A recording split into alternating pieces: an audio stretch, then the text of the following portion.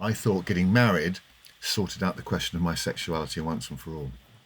In the same way, actually, as I thought that coming out would sort out my life once and for all. But of course it doesn't. You've just come out. It's a huge thing, but it doesn't actually change all sorts of other things about your life which maybe need to be addressed. Hello, I am Gay Anderson, and you are listening to Lost Spaces, the podcast that mourns the death of queer nightlife. Every episode, I talk to a different person about a venue from their past, the memories that they created there, and the people that they used to know. Coming out later in life brings a whole different set of challenges and questions about identity, community, and where you fit into all of those things.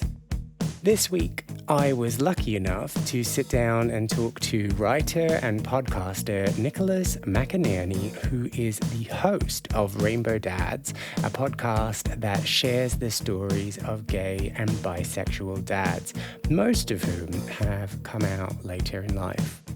But we're not here to talk about them. We're here to find out about Nicholas and his experiences navigating the gay scene after coming out.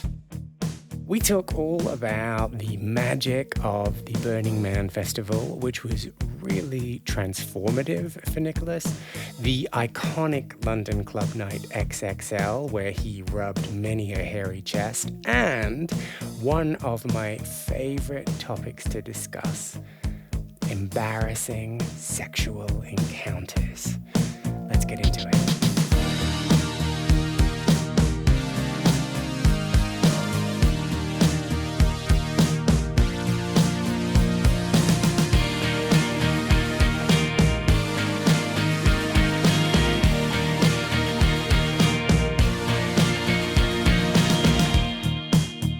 Just as a quick side note, how many times do you think we're going to say journey in this conversation?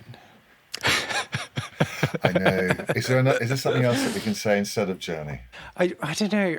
I don't have as much of a problem as it as some other people. I know some other people really hate it, but I do recognise the naffness of it as a term. It's like the word sex positive. It sounds like something in a chemistry lab, doesn't it?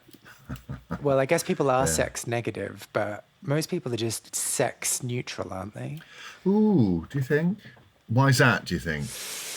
Just because, I mean, we are sold this idea of sex, and it's constantly fed to us. It's constantly seen as this like exciting, thrilling thing. And then sex is actually kind of mostly boring. Darling, I don't know what kind of sex you've been having. I have been having mostly boring sex. And Mostly boring sex. Be straight up about that. But we're given all these images and all these stories of how transformative sex is, how amazing sex is, what a great connector it is, all these things. And so it's very, very easy to get to a point where you're like, oh, is this it? Yeah. It's expectation again. Of course, pornography feeds the fantasy element, doesn't it? Yeah. Like, I can't do... Those positions are not comfortable. They might be good for the camera, but... Oh, yes. You switch on porn and somebody's being double-fisted and it's like, what? It's... What? So which film is this exactly? I'll look it up later. But you're right, yes. Pornography sets up a whole set of really, really appalling expectations. But it's still a powerful fantasy. I mean, if you recognise it for what it is, it can be a lot of fun. And you don't have to watch them cleaning up afterwards. Exactly. They don't have to have awkward conversations afterwards where they say things like, and what was your name? Yeah, and so what bus route are you taking to get home? Yes. Hint, hint. Well, actually, I think that period after the sex is actually... No, it's not the best, but it can be a really good bit. Yeah, no, absolutely. I've met some amazing guys who are friends and the odd fuck buddy through that experience. So, yes, I agree with you. And I was talking about this with a friend the other day, and I was saying, actually, weirdly enough, one's epic sexual fails are often the stories that you remember most and laugh about most. Don't you think? I'm going to need some examples, I think. The example I chose is that my husband and I decided that we'd have some fun. Somebody came around and he was delightful. And maybe we got a little sparkly. And then I thought it would be a fantastic idea if I'm a member of Zip Cars in London, if I got a zip van and we went up to the local common and we basically had a kind of orgy in the back of this van. So this was my really great idea. So 3:00 in the morning, I booked this van. I go and drive it up. Yes, I know what you're going to say. I should never have got in the van. No, I'm not going to say that. So we get up to the common and we sit in the back, and I go out with this other chap to see if we can find anybody who might want to come back, consensually, of course, to the back of our van. And there's absolutely nobody there. So we're just sitting naked in the back of a van.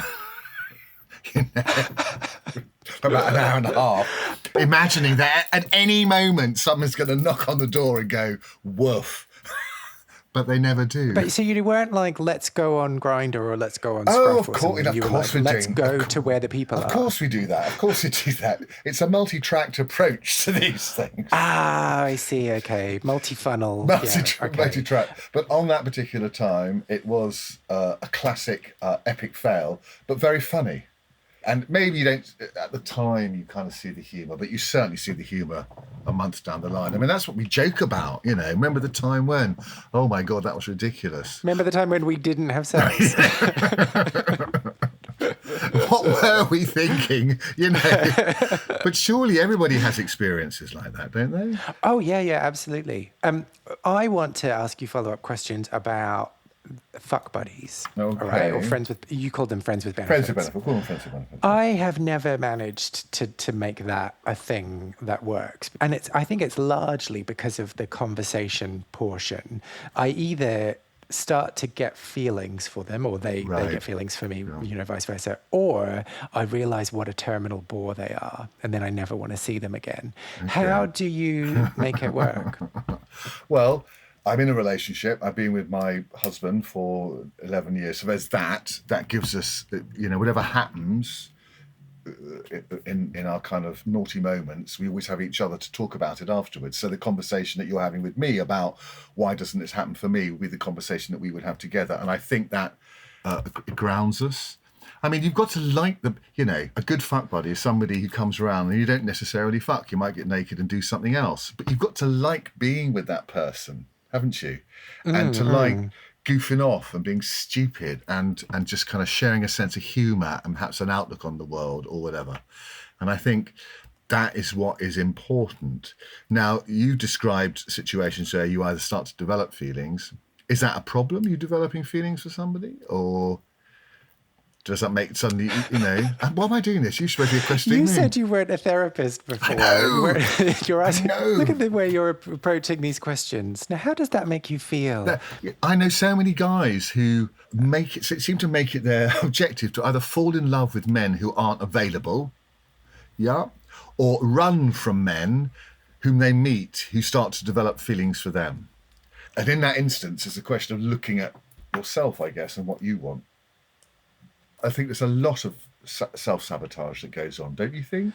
Well, sure, but you're specifically saying that I'm self-sabotaging. Is that what's happening? No. I'm saying generally, I think there's a lot of self-sabotage.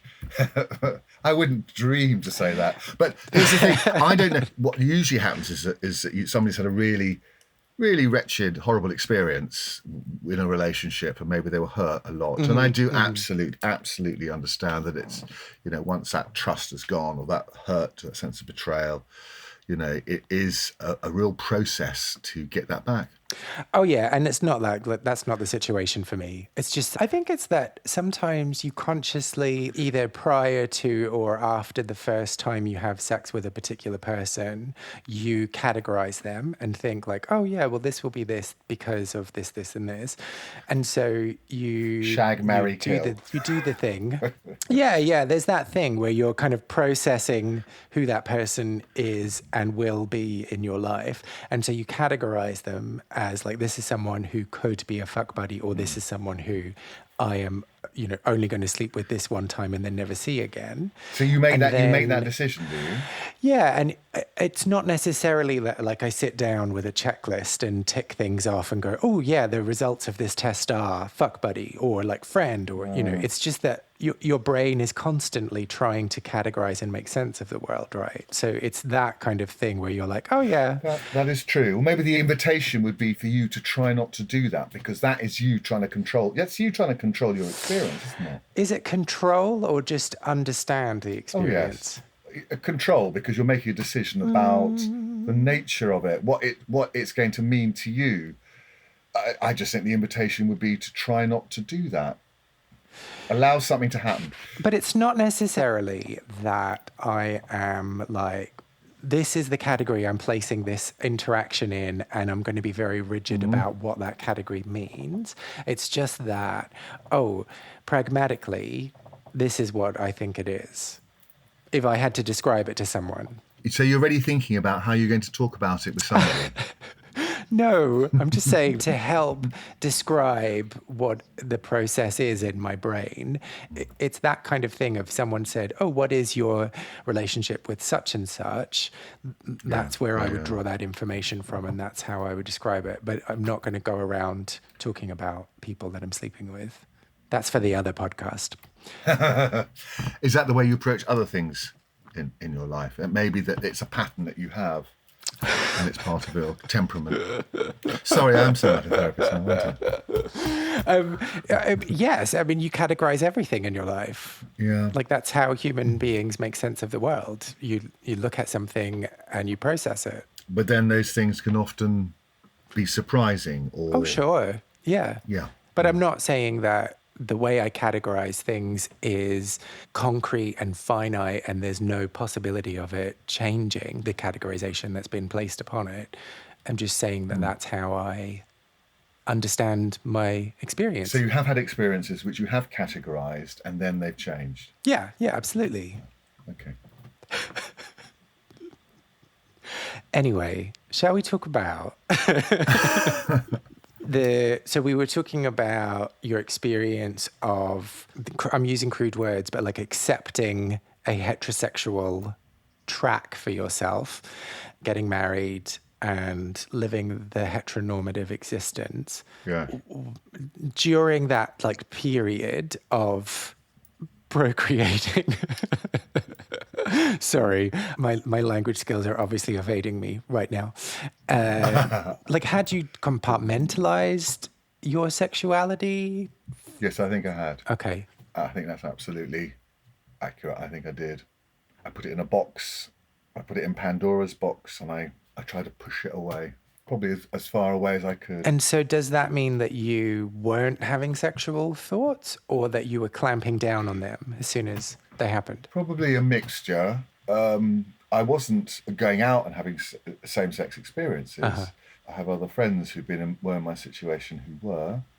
I think my marriage was actually successful. We had 2 wonderful children, and I really enjoyed bringing them up and being a dad. So there were other things to compensate. Mm-hmm.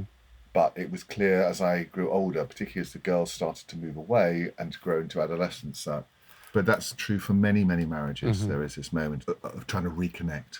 Mm-hmm. And for me, it involved having to be more honest about who I really was and being more authentic. Mm-hmm. When did you recognize that for yourself? That's a good question. I'm trying to think if there was any specific moment. I don't think so. It was a journey. There's that word again. There is that word again. My ex-wife and I decided to do some, as I said, some tantric work, very interesting, work around energies, work around opening up, ideas around sexuality, what monogamy meant, all of those things. And that provided a safe context in which to explore some of these things. And so just very, very quickly, what does that actually mean? Like, did you go to a tantric therapist or? Yeah, we joined a group, an ongoing couples group, which met 5 times a year for a training. And that was down in the West Country. Okay. And we would go down on Thursday and come back on Sunday, and we would do all sorts of rituals around energy work, sexuality, around notion of binaries, around rebirthing. I know it sounds crazy, self-pleasuring. It was really fascinating and profoundly challenging and inspirational at times. It, as I said, has given me a lot of tools to navigate sex and relationships and intimacy, most particularly, because that's what it's all about since then. And so you started this tantric work because you were coming to terms with your sexuality, or you came to terms with your sexuality because of the work? I think the tantric work became part of that part of that process. You can say journey. I'm sorry. I'm Myself. not journey shaming. I like that journey shaming. That's brilliant. I took ecstasy for the first time, and I think that's quite a very interesting experience. Why? Oh, because it's an experience that connects you with people. Okay. And obviously it's particularly powerful in the context of dancing. You know, it was used in the 1960s in marriage guidance. I don't know if you know that, but Oh, no. No, they used to give it to couples because it allowed couples to feel more connected and to be more open and more empathic. Yeah, I mean, they use ketamine at the moment to treat severe depression. Yes, yeah, I knew that. It's these drugs can have a really powerful interventional power. I also went to his festival Burning Man, and that is an extraordinary experience in that, you know, one of the things you do is you can go out onto the playa into the festival and you can effectively be somebody else for a week. You have a different name. You don't wear a watch. There's no... You don't wear a watch? No, you don't wear a watch. Are you not allowed? No, but if you don't have a watch and a mobile phone, it starts to... You change your sense of yourself and the way you interact with people. Again, you're more in the moment. Because you're never in the moment if you're standing there staring at your phone, even if you meet someone. Oh, yeah, I totally get the phone point. But what if you just want to know the time? Well, I mean, nobody's banned from wearing a watch. It just doesn't seem necessary. And you can say to somebody, I'll meet you at dusk, or, you know. And also it's a gift culture. You can't buy or sell anything there. And that really profoundly changes how you interact with people. And I met someone there, and I had a very sort of intense week-long affair, that kind of holiday romance in the way that you do. So, let's just go back one step. Why were you going there in the first place? Because I wanted to experience what it was like. I wanted to challenge myself. I was invited by one of my oldest and dearest friends, so it was part of my friendship with him and his wife. A whole raft of reasons. Okay. As you grow older, my sense is that I want fewer things and more experiences. So I think it was part of that. So you get there and you meet someone and you have this week-long romance. How did you meet? What happened? We met there's an afternoon dance club called District. We met there. He was from Flagstaff in Arizona. He was also a gay dad. He'd also been married. So there was lots of points of similarity, and, you know, just fancy the arse off him. So it felt like the right opportunity to explore a few things, which is kind of what Burning Man is about. So so that's what happened. He's become a good friend. And so was this your first gay experience? No, I mean, obviously I'd had plenty of gay experiences when I was much younger, but probably the first one as for 20 or so years. Yes, I would say it probably was. Yeah. What point were you at with your wife then at this stage? I mean, when I went out there, we'd negotiated, you know, that I would be able to go, and there was, I think, an awareness that it may be an opportunity for me to have some same-sex experiences. You know, it's a very eroticized place, Burning Man. You know, it's clothing optional. You know, it's a big neighborhood. And those days, people were there was, you know, public sex and all sorts of things happening. It was really full on. It's full on. It's a Spinal Tap 11. And the first time I went, I felt very intimidated by it and unable to know how to fit in. But what it did do, it made me admit to my friends that I was gay for the first time. So that was a very important moment. The second time I went, I understood the nature of it, how to transact the negotiations a little bit better. Probably felt a wee bit more confident. And so I was ready to partay, as they say. Who says that? Somebody who's just been on a journey.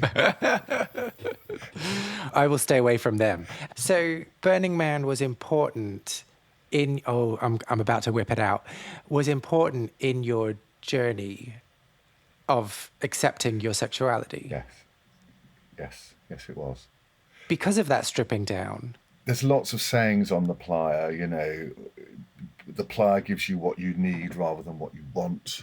It's a very sexually free place. It's a place where people do go to experiment. If you go with your partner, it's quite challenging. You need to have clarity of communication and issues around consent and agreements about what it is that you want to explore together. Mm-hmm. One of the sayings is safety third. We're very policed, strangely. Very policed, I think, around desires. And Burning Man creates an environment which says to you, if you could do anything that you wanted, what would that thing be? And be responsible for? Because that's the other part of it. I think we all have rich fantasy lives, but we kind of don't want to take responsibility for them. Mm-hmm. And Burning Man does put you in the driving seat, but it does say you have to be responsible. So it's an opportunity to absolutely be yourself in the moment. And the guilt about thoughts and feelings. Yeah. You've talked generally about people. What about yourself? And what did it allow you to let go of? It allowed me to let go of a version of myself that I didn't think was the real me. And it allowed me to move closer towards being my authentic self. Uh-huh. So it took me away from the roles that I had, some of which I was comfortable with, being a father, some of which I was less comfortable with, and moved towards something that was more integrated and more, all those elements of my character are more woven together. Mm-hmm. What was it like coming back from Burning Man then, and having had this experience and having to potentially make changes to your life in order to respond to the change inside?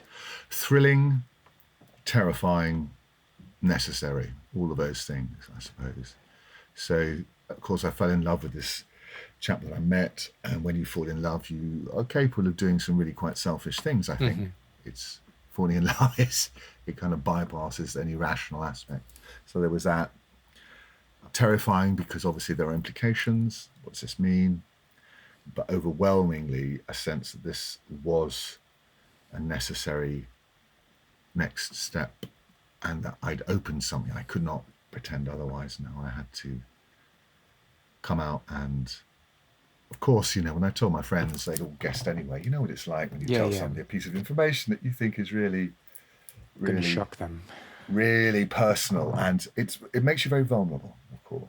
And that's what you're feeling when you reveal that about yourself. But to them, of course, you were that person. But it's not up to them to say. So a whole range of feelings. What's the most appropriate response when that happens? Should you be... Because it's kind of a bit of a letdown, right? When you're like, I have something to tell you, and they're like, oh yeah, I knew.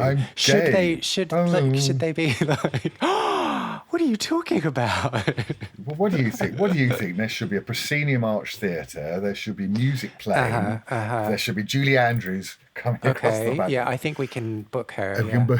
Okay, that's a really good question. The really important thing, actually, in all of this is to be a good listener. I think if somebody is trying to tell you something that's really is difficult for them and makes them very, very vulnerable, what you should be able to do is to be able to listen actively and give them that time, rather like you're doing at the moment, listen in such a way as to pick up on perhaps some of the language that's used or a phrase and just reflect that back to them, because that will enable them to say a little more. That's being an active and engaged listener is the best thing. And is the ceremony before or after that? Well, I think ceremony and ritual are very important in our lives. I don't, when we decided we didn't believe in God, we chucked everything else out, and actually we need these ceremonies and rituals. And maybe there is a ceremony around coming out. I don't know. Can we create something that becomes mainstream in the community? What could it be? Feel like there should be a dance move somehow. some kind of welcome to the tribe. You're going to demonstrate. Well, I'm gonna workshop this. I will get back to you with a few options because I'm all about options. But yeah, I do think we could Good. zhuzh it up a bit, you know. Okay, so you've done this thing. You've come out to your friends. All your friends have been like, "Oh, yeah, kind of knew that already," and you've got that deflation. But you've also got that opportunity of being an out gay man and exploring the scene and going and frolicking with men in their natural habitat, which is obviously a dank, dark A club. dark room. That's kind of somehow really exciting and really depressing at the same time, isn't it? Yeah, all those strange fluids on the wall. Ah, happy days. You go out on the scene. Like, what was that like as someone who wasn't going as a teenager? Well, I think it's a mixture of excitement and, again, intimidation. You're kind of working out where you fit in. And obviously there was a club then called XXL in London, very, very popular, which I suppose catered for the bear community. It was a club. So hang on. Very quickly. So when you came out as a gay man, did you then go, "Oh, I must be a bear"? I don't think I did that immediately, but I pretty soon realised that I probably was kind of classic bear material. See, this is the categorization thing again. I know, isn't it? I mean, I completely agree. And in a funny sort of way, although that was my entry point, you know, obviously I would still self-identify as a bear. I do feel a lot more ambiguous about all of that because I do feel it is, you're quite right. I think it's limiting and it can allow for a terrible hierarchy to develop within the gay LGBT community, which can be very nasty and oppressive, which is ironic, isn't it? Given what everybody's been fighting for. Yeah, but you know, they are human beings, so kind of not surprising at the same time. Okay, so then that was the thought process, though. You were like, I need to find a scene that I can fit My into. tribe. I need to find my tribe. On my journey, I'm looking for my tribe. and so the decision was XXL. What was it like there the first time then? What was it like going in? I mean, it was rather fun. I enjoyed the music. I loved to dance. Lots of people were taking their shirts off. It was friendly. The dark room was worth exploring. I mean, I've had my moments in the dark room, haven't we all? I've always enjoyed being with a group going out to a class, so that was always part of the experience. It was a way of finding where I fitted in, and I had a good experience. Very grateful for it. Very grateful for it. I mean, it was very affirming. And so was it immediately affirming? You said before going it was intimidating, this idea of it was scary. Did you walk in and think, wow, I'm home? Sorry, that's a bit wanky. No, but I take your point. I think that we always approach new experiences feeling slightly concerned about how we're going to respond. I mean, it's a bit like when my ex and I sat in the car going off to a sex club for the first time. It was very, very quiet in the car. You didn't hire a van this time. Darling, we hired a juggernaut. We were that optimistic. They'd be queuing up. So much in life, in any experience, is about managing expectations, isn't it? Some of the very best experiences one has sexually, clubbing, friends, are when things happen that you didn't expect. So what one really tries to do is to damp or try to get rid of a whole raft of expectations so that one can just respond to what happens. But I think that when I was with my ex, and we would go to Exile quite regularly, it was wonderful to be in a large place full of hot guys just being themselves, really. I think the world needs a lot more flirting. It doesn't have to go somewhere, but it's appreciation of each other. I always think that gay men are very bad at taking compliments, I've noticed. This is a generalization. Bad at taking compliments. It's true, though. On the whole, if there's a default of hotness, gay men are above it. You talk to any almost straight girlfriends, they will say to you that the average gay man is better looking than the average, but gay men think that they're less attractive. Whereas all straight men think they're fucking Brad Pitt, don't they? You know, so when I take my straight girlfriends to the RVT or whatever, and they're surrounded by all these guys with their shirts off, they're in like heaven, really. Except, of course, nobody's going to take them home. It is super interesting, and it goes back to the whole thing of socialization and the way that we're taught, you know, what we're taught is attractive, what we're taught is the desired male thing. And, you know, there is not a day goes by that I do not wish that I had the confidence of an average cis heterosexual male. Like, that would just be so beneficial. Yeah, that's interesting. But it's like a bullshit confidence. I mean, I know what you mean. It's just so like, you do not, like, why do you have this confidence? Because you're so like, yeah. But like, if I could channel that would be amazing. Yeah. Don't forget, there's a whole process of socialization. Oh, yes, and society views that back that up. You know, the rise of the app has kind of taken away our need to deal with each other in real life. There's a process of screening, isn't there, even before you start flirting with someone, which in some respects is a good thing. But of course, it does make the whole process of negotiating kind of intimacy. We're coming back to your conversations earlier about, you know, shag, marry, kill. You know, it makes that more difficult, much more difficult. And just so we're clear, I wouldn't kill any of them. Well, maybe there are a few. I think it's going to be super interesting whether... I always do this on this show, is like talk about how fucked the younger generation are. But it'd be really interesting to see whether or not any of them are going to have any skills in flirting because of this filtering, because of this process that isn't now the norm. Listen, you make a very, very good point. I've got a very good friend who's a director who's just directed a show at one of the theatre schools in London. She made several observations. She said everybody seems to have some mental illness issue now. Everybody. And she said that they all want an intimacy coach for everything, even when they're not touching each other.